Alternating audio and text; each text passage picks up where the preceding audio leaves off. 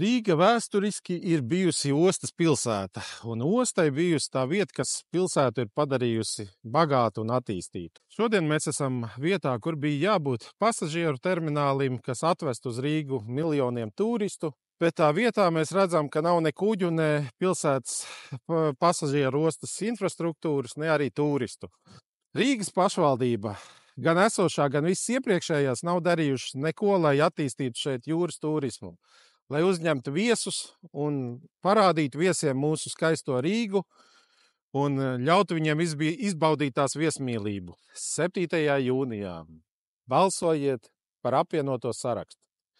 Nāciet un izdariet savu izvēli, jo jums ir izvēles iespējas šoreiz. Un tas ir ļoti būtiski balsot par nacionāliem, izglītotiem un domājošiem jauniem cilvēkiem, kas spēj šo situāciju mainīt, kas atgriezīs turistus, aizpildīs tukšos skatlogus un panāks Rīgai atkal pārticību. Apvienotais saraksts numur 14.